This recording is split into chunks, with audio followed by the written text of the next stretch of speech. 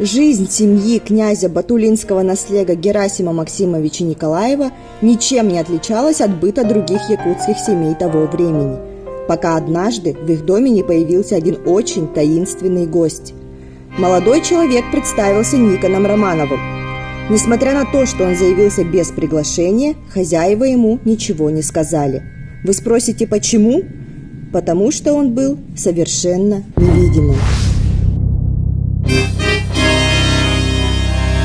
Всем привет! Меня зовут Яна, и я вас приветствую на нашем канале, где мы рассказываем самые мистичные и загадочные истории, которые произошли в Якутии. Ведь у нас их столько же, сколько снега под ногами. И в нашем пилотном выпуске я расскажу вам о Никоне Романове, человеке-невидимке.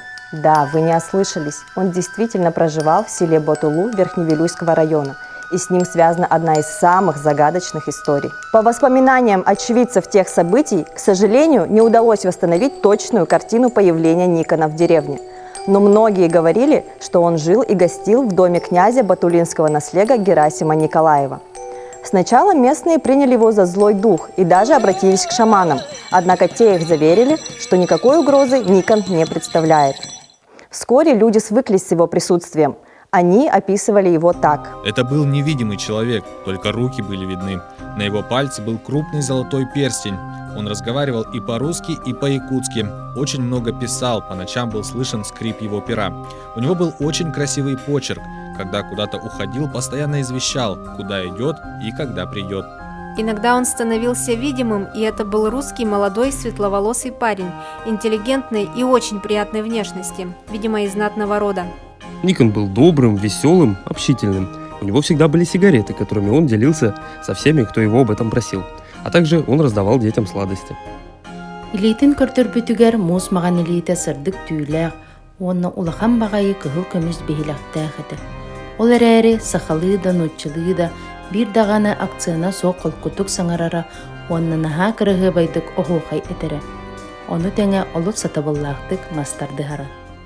Помимо способности становиться видимым или невидимым, Никон Романов совершенно не пользовался дверями. Он буквально заходил и выходил через дымоход якутской печки «Камелек».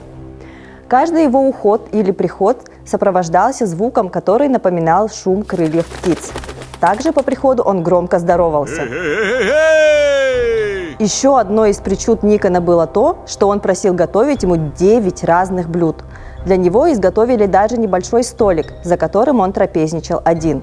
Кстати, невидимость Никона не помешала ему жениться. Он взял в жены приемную дочь Герасима Кристину. Он везде водил девушку с собой, и она готовила ему пищу. Сама она его побаивалась, ничего о нем не рассказывала, только говорила, что он русский. Сам невидимый Никон в одной из бесед с Герасимом поделился тем, что он родился в Москве и является ученым. По его словам, у него также были братья, которые стали невидимыми после того, как увлеклись тайными учениями. Он рассказал, что один его брат живет в Москве, а другой в тунгусских землях.